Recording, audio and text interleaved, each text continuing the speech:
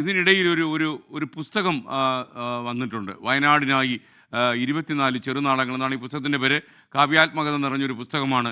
ഈ പുസ്തകത്തിലെ ഒരു അധ്യായം അല്ലെങ്കിൽ ഒരു ചെറുനാളം ഈ സുർജിത് അയ്യപ്പത്തിനെ കുറിച്ചാണ്. ഡോക്ടർ രമ്യ മാത്യു എഴുതിയ പുസ്തകമാണത്. അപ്പോൾ ഈ പുസ്തകം ഏറ്റവും അതിൻ്റെ ഒരു പ്രത്യേകത എന്താണെന്ന് ചോദിച്ചാൽ 24 വാർത്താ ചാനലിലൂടെ വന്ന മുണ്ടക്കൈ ചൂരൽമല ദുരന്തത്തിൻ്റെ വാർത്തകൾ കണ്ട് ഒരു മുഴുവൻ സമയ ഡോക്ടർ അവരുടെ മനസ്സ് വല്ലാതെ പിളർന്നുപോയ സമയത്ത് അവർ കുത്തിക്കുറിച്ച വരികൾ ചേർത്താണ് ഈ പുസ്തകം വന്നിരിക്കുന്നത്. 24 ചെറുനാളങ്ങൾ എന്നാണ് പേരിട്ടിരിക്കുന്നത്. 24ലൂടെ അവർ കണ്ട നീതുവിനെ നിങ്ങൾ ഓർമ്മിക്കുന്നുണ്ടാകും. അതായത് ഞങ്ങളെ ആരെങ്കിലും ഒന്ന് രക്ഷപ്പെടുത്തുമെന്ന് നിലവിളിച്ച് ഞങ്ങൾ കുറേ ആളുകൾ ഇവിടെ പെട്ടുപോയി എന്ന് ആ രാത്രി നിലവിളിക്കുകയും അവസാനം മരണത്തിന് കീഴടങ്ങുകയും ചെയ്ത നീതുവിൽ തുടങ്ങുന്ന ഈ പുസ്തകം. അതിലെ പുസ്തകത്തിലെ ഒരു അധ്യായത്തിൽ സുർജിത് അയ്യപ്പത്തുണ്ട്. ഇന്ത്യയിൽ പത്രപ്രവർത്തന ചരിത്രത്തിൽ തന്നെ ആദ്യമായിരിക്കും ഒരു ദുരന്തത്തിൻ്റെ വാർത്തകൾ റിപ്പോർട്ട് ചെയ്ത ഒരു ജേർണലിസ്റ്റിനെ കുറിച്ച് ഒരു കാവ്യ പുസ്തകം തന്നെ വരുന്നത്. 24 കാവ്യ കുറിപ്പുകളുള്ള ഈ പുസ്തകത്തിൽ ഇത് 24 പേരെയാണ് പരിചയപ്പെടുത്തുന്നത്. നിങ്ങൾക്കറിയാം, റോപ്പിൽ തൂങ്ങിപ്പോയ ഡോക്ടറുമൊക്കെ തന്നെ നമ്മുടെ ഓർമ്മയാണ്. അതുപോലെ ഉണ്ണിമാഷും, അങ്ങനെ 24 പേരെക്കുറിച്ചുള്ള ഈ പുസ്തകം ഇന്നലെയാണ് പ്രകാശനം ചെയ്തത്. എഴുത്തുകാരനും നടനും റേഡിയോ ജോക്കിയുമായ ജോസഫ് അന്നംകുട്ടി ജോസും ചേർന്ന് ഞാനും ഉണ്ടായിരുന്നു. പ്രകാശനം ചെയ്ത പുസ്തകമാണ്. ദുരന്ത സമയത്തെ രക്ഷാപ്രവർത്തകരും റെസ്ക്യൂ ഡോക്ടറും ഒക്കെ പങ്കെടുത്ത ഈ ചടങ്ങിൽ ദുരന്തത്തിൻ്റെ ഓർമ്മകൾ പലരുടെയും കണ്ണു നനയിച്ചു എന്നാണ് യാഥാർത്ഥ്യം. ഈ പുസ്തകം ഇതും ലോക ചരിത്രത്തിൽ ആദ്യമായിരിക്കും. ഒരു ടെലിവിഷനിൽ വന്ന വാർത്ത കണ്ടിട്ട് ആ വാർത്ത വെച്ചിട്ട് ഒരു പുസ്തകം എഴുതുക, എന്നിട്ട് ആ പുസ്തകം ആളുകളിൽ എത്തുക.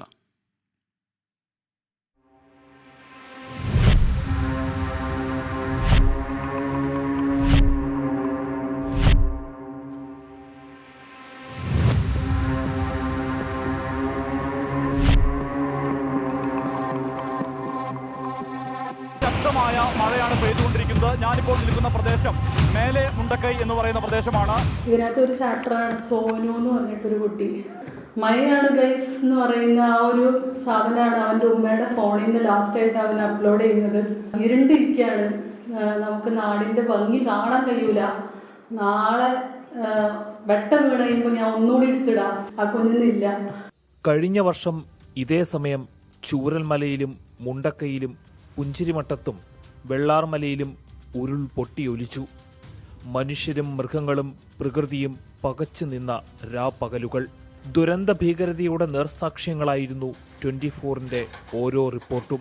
ആ വാർത്തകളെ ഓർത്തെടുക്കുകയും അക്ഷരങ്ങളിൽ ശേഖരിച്ചു വെക്കുകയുമാണ് വ്യത്യസ്തമായ കാവ്യഭാഷയിലൂടെ രാജഗിരി ആശുപത്രിയിലെ ഡോക്ടർ രമ്യ മാത്യു. ഉരുൾ പൊട്ടുന്നതിന്റെ തലേ ദിവസം സംഭവ സ്ഥലത്തെത്തി മഴ കനക്കുന്നതിന്റെയും വെള്ളം കയറുന്നതിന്റെയും റിപ്പോർട്ടുകൾ നൽകിയ സുർജിത് അയ്യപ്പത്ത് മുതൽ 24ന്റെ വാർത്താസംഘം ദുരന്തത്തിൽ അതീവ ജാഗ്രത പാലിച്ചു. ചിലപ്പോഴൊക്കെ നമ്മൾ മലയാളികൾ മര്യാദക്കാരാവുന്ന ചില സാഹചര്യങ്ങളുണ്ട്. അതായത് ഞാൻ പറഞ്ഞ ആ നാട്ടുകാരല്ല, ആ നാടിന് പുറത്തുള്ളവർ ഒരു അപകടത്തിൻ്റെ മുൻപിൽ നിൽക്കുമ്പോൾ നമ്മൾ എത്രമാത്രം പരസ്പരം സഹായിക്കാനും തിരിച്ചറിയാനും കഴിയുന്നവരാണെന്ന് തെളിയിച്ചൊരു ദുരന്തമായിരുന്നു അവിടെ ഉണ്ടായത്. ഒരു ദിവസത്തെ വ്യത്യാസത്തിൽ എത്രമാത്രം ആ മണ്ണ് തകർന്നടിഞ്ഞു പോയി എന്ന് അറിയാവുന്ന ഒരുപക്ഷെ ഏക ജേർണലിസ്റ്റ് ഈ സുർജിത് അയ്യപ്പത്താണ്. ദുരന്തമുഖത്ത് സ്വയം സജ്ജമായി രക്ഷാപ്രവർത്തനത്തിൽ പങ്കെടുത്ത ഡോക്ടർ ലവ്ന മുഹമ്മദിന് ഇപ്പോഴും അന്നത്തെ ഓർമ്മകളിൽ കണ്ണു നിറയും. ഉമ്മ ഇതാ പറഞ്ഞത്, ഞാൻ നിന്നെ ഡോക്ടറാക്കിയതിന് അത്യാഹിത വിഭാഗം തന്നെ നിന്നെ കൊണ്ട് എടുപ്പിക്കുന്നതിലൊക്കെ ഒരു കാരണമുണ്ട്. ഇനി നിനക്ക് എന്തെങ്കിലും പറ്റിയാൽ തന്നെ കുഴപ്പമില്ല, വേറൊരു മനുഷ്യന് വേണ്ടി ചെയ്തതില്ലേ ഞാനൊരു രക്തസാക്ഷിയായിട്ട് കണക്കാക്കാം, അതിലും വലിയ നന്മ ഇല്ല. എഴുത്തുകാരനും ആർജിയുമായ ജോസഫ് അന്നംകുട്ടി ജോസ് പ്രകാശനത്തിൽ പങ്കെടുത്തു. ചവറ കൾച്ചറൽ സെന്ററിലായിരുന്നു പ്രകാശനം. ബെയ്ലി പാലം പണിയുവാൻ സൈന്യത്തെ സഹായിച്ച TDRFന്റെ രക്ഷാപ്രവർത്തകരും പുസ്തക പ്രകാശനത്തിനെത്തി. പ്രാണത ബുക്സാണ് പുസ്തകം പുറത്തിറക്കുന്നത്. 24 കൊച്ചി. ഈ പ്രണത ബുക്സ് പ്രസിദ്ധപ്പെടുത്തിയ ഇതിൽ സുർജിത് അയ്യപ്പത്തിൻ്റെ പടമുള്ള അധ്യായമുണ്ട്. നിങ്ങൾക്കറിയുന്ന പോലെ ഉരുൾപൊട്ടലിൻ്റെ വാർത്തകൾ ലോകത്തെ അറിയിച്ച 24ന്റെ മാധ്യമപ്രവർത്തകൻ, ആ ദേശത്തിൻ്റെ സ്വന്തം റിപ്പോർട്ടർ. അത് നിങ്ങൾക്കറിയാം. ഈ പുസ്തകം പ്രണത ബുക്സാണ് പ്രസിദ്ധപ്പെടുത്തിയിരിക്കുന്നത്. ഇതിൻ്റെ ഷാജി ജോർജാണ് ഈ പുസ്തകം പ്രകാശിപ്പിച്ചത്. ഇതിലൊരു ഏറ്റവും വലിയൊരു പ്രത്യേകത എന്താണെന്ന് വെച്ച് കഴിഞ്ഞാൽ, ഈ കേരളത്തിലെ പ്രശസ്തമായ ഒരു പ്രസാധക സ്ഥാപനത്തോട് ഞാൻ ഈ പുസ്തകം പ്രസിദ്ധപ്പെടുത്തിക്കൂടെ എന്ന് ചോദിച്ചു. അവരിത് നോക്കിയപ്പോൾ ഇതിനകത്തൊരു വ്യാപാര സാധ്യത ഇല്ലാത്തതുകൊണ്ടാണെന്ന് അറിയില്ല, അവരത് സമ്മതിച്ചില്ല. അവസാനം ഈ ഷാജി എന്ന് പറയുന്ന അദ്ദേഹമാണ് ഈ പുസ്തകം പ്രസിദ്ധപ്പെടുത്താൻ തീരുമാനിച്ചത്. എനിക്ക് പറയാനുള്ളത്, അന്ന് ഈ ഡോക്ടർ എം.എ. മാത്യു എന്ന് പറഞ്ഞ ഈ പുസ്തകം എഴുതിയ ഡോക്ടർ അവിടെ പ്രസംഗിച്ചു. ഇന്നലെ ചാവറ കൾച്ചറൽ സെൻ്ററിലാണ് കൊച്ചിയിൽ ഈ പരിപാടി നടന്നത്.